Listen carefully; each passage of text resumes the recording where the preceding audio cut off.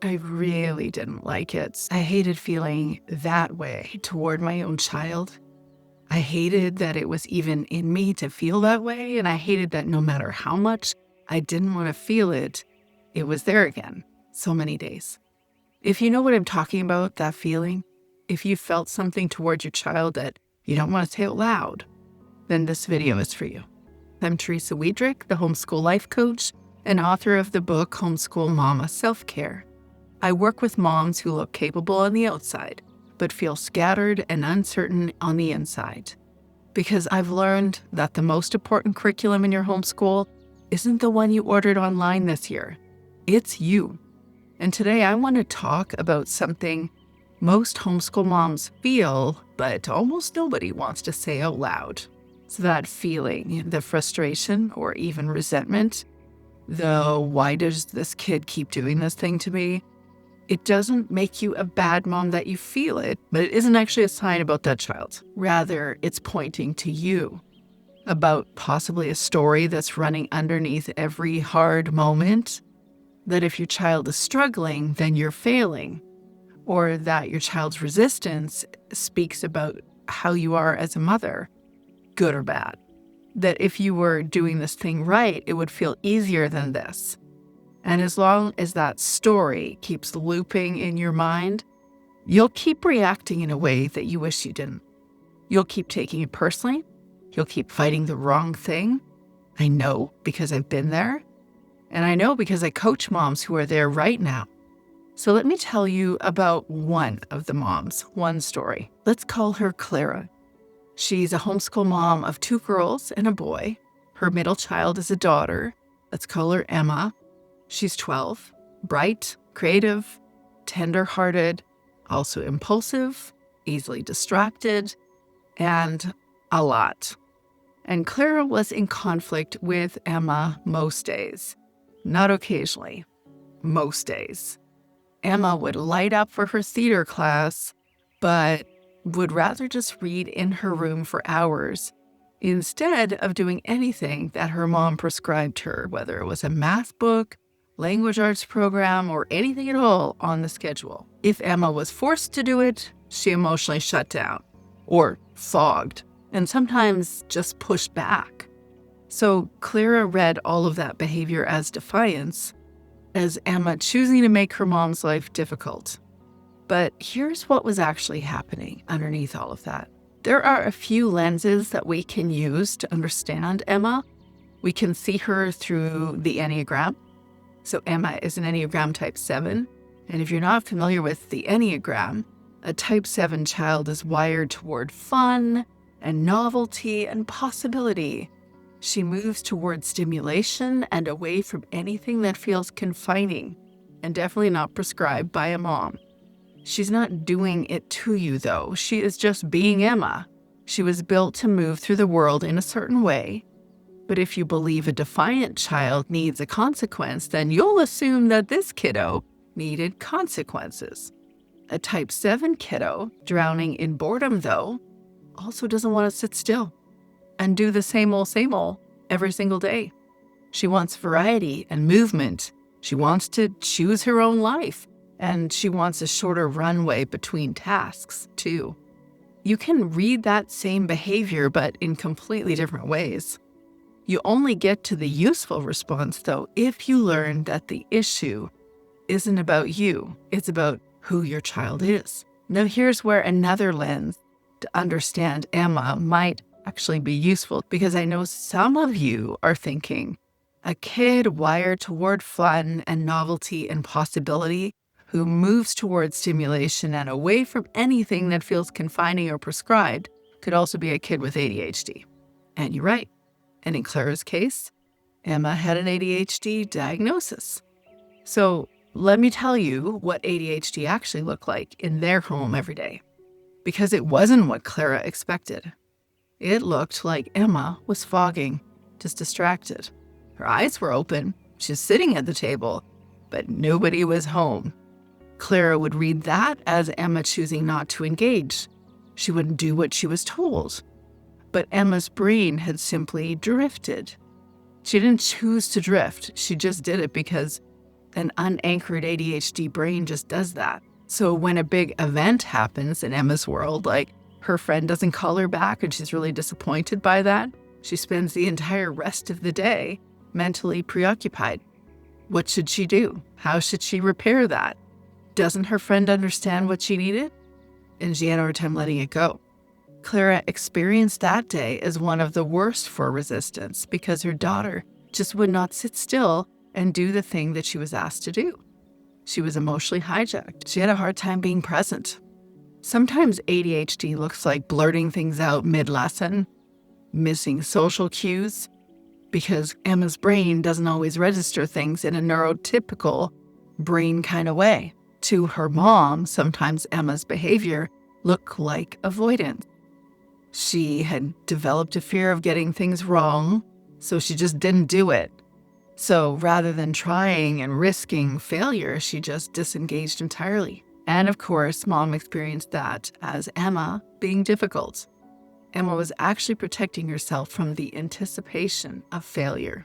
That's an ADHD brain. The Enneagram 7 energy and the ADHD, there's a lot of crossover there. A child can actually be both wired toward possibility and navigating a brain that regulates attention differently, understanding that one doesn't rule out the other, but both things can be true.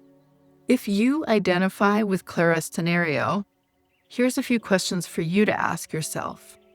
Does your kiddo lose track of what she's doing mid-task, not just getting bored? Does her emotional upset derail the entire day? Does she avoid starting things she actually wants to do because the activation just feels too hard? And since I believe strongly in a mother's intuition, what does your gut say?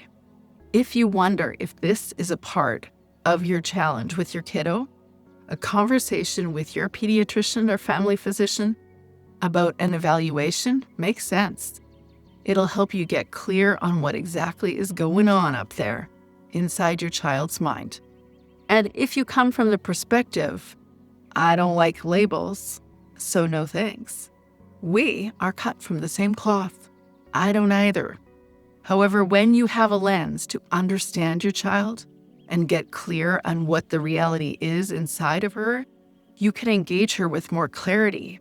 It is 100% worth your effort. Oh, and if you relate to this conversation and this is your daily reality right now, I want you to know that there is a way to address these things. I watched it happen with Clara. I'll leave a link below for you to book a free aligned homeschool reset session. You can get clarity on this and have a plan to address these challenges inside your homeschool. Just find the link and book your conversation with me today. So back to Clara. She told me she felt magnetically pulled toward pushing and micromanaging Emma. Even though she knew it wasn't working, she had no evidence that this was working for her or for her child. She could see it wasn't working, but if she stopped pushing, then what? She was afraid that her daughter wouldn't learn anything. She was also reading Emma's desire to be in her room, just reading by herself, as a resistance, despite her daughter loving to read, because she would disappear for hours into books and then, of course, avoid doing schoolwork.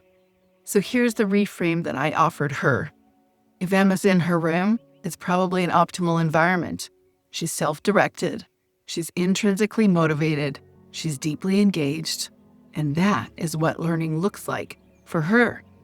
The resistance wasn't to learning. It was to learning on someone else's terms, at someone else's pace, about something someone else chose. And that distinction between resistance to you and resistance to confinement is different. One more thing I want to name here, because this one challenged Clara.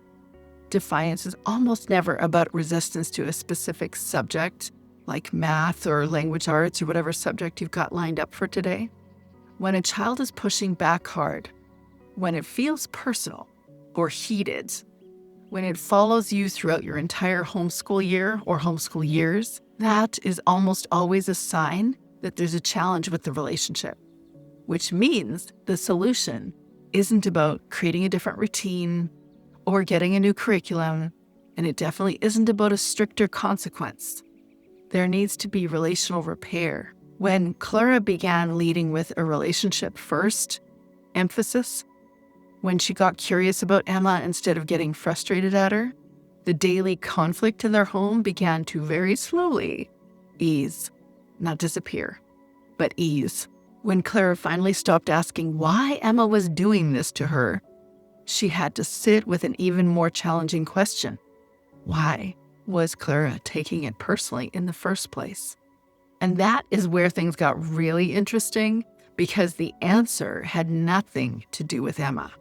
Clara had a strong running story underneath all of these stories that said if her daughter was struggling, it meant she was failing, that Emma's resistance was a verdict on her mothering, that if she were doing this right, it would feel easier than this. Do you relate? That story, not Emma's behavior, but her story, was what was making every day feel more like a battle. And when Clara could see it, she could finally stop fighting the wrong thing and work toward addressing the thing that really needed addressing. So here's the question I want you to start asking. Instead of, why does my child keep doing this to me? Ask, is this about me? Or is this really just her? That's it. That's the reframe. I'm not suggesting that boundaries don't matter. I'm not suggesting that behavior doesn't have consequences. I am suggesting that you consider you need to stop assigning motive where there isn't one. When you stop taking it personally because you finally see that it isn't actually intentional at all, it's just how she moves through the world, then you can engage differently. You stop reacting and start responding intentionally. You get curious instead of feeling offended or hurt. You ask questions instead of issuing consequences for something that was never aimed at you. So your type 7 daughter will still get bored mid-lesson. She'll still light up for the things she chose and go flat for the things she didn't. The hard moments of mothering won't disappear, but you stop absorbing them as a statement about you as a mother.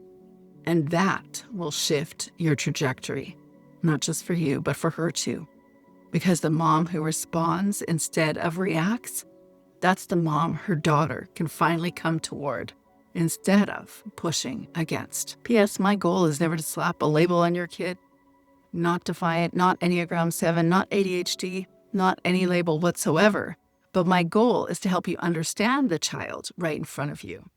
Clara didn't get the perfect child or a conflict-free homeschool. Sadly, that does not exist. But she did get a framework for seeing Emma more clearly and a little more grace for both of them. And that's available for you too. If you're homeschooling a child with ADHD or a child you're not sure about yet, and every day feels like a conflict, I want to help you find the real root of what's happening, not just in your child, but in you. Here's what I know after years of coaching homeschool moms. Your child isn't the problem. It's the story underneath. And that's exactly where we begin when you book a free aligned homeschool reset session with me. In one conversation, we'll help you get clear on what's driving the dynamic in your home, what's actually yours to carry, and what you can finally put down. You can find the link below.